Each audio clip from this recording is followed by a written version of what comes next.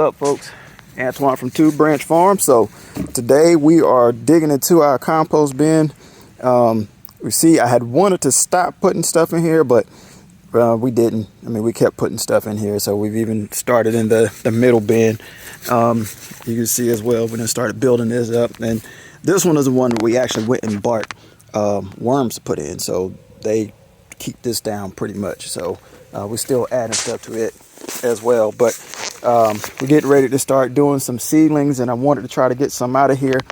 This is an old screen that I built when we were staying back in one of our homes, our rental homes, and still holding on to it.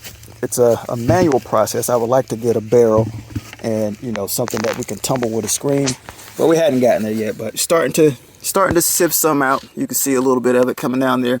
So I just rake it back and forth across the screen.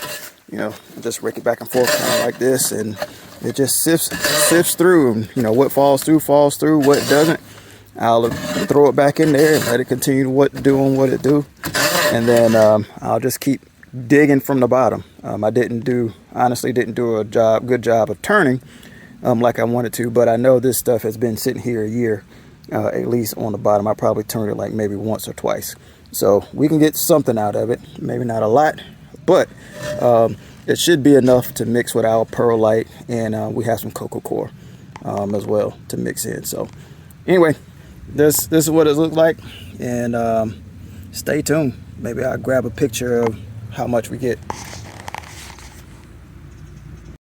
All right, so we've gone through a couple of screenings with the screen, and this is what we have.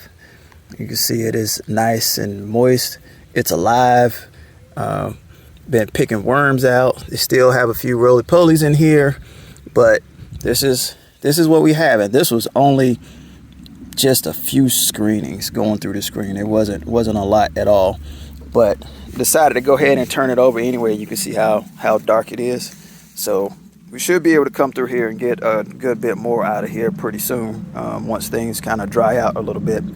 But not bad with some homemade stuff, a little bit of wood, hardware cloth, and some grit. So, but that's what we got. All right, so here's the final product.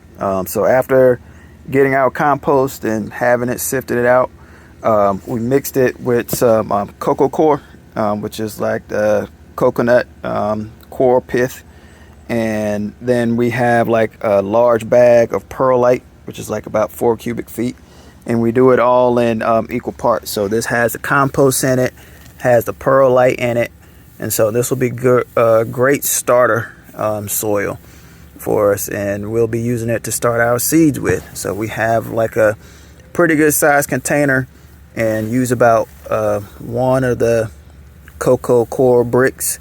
That was about like 1.4 pounds, I think it was. And then the little bit of compost that we had was enough to about match everything. So, yep, it's time to get the show on the road. About to get this thing started. We out.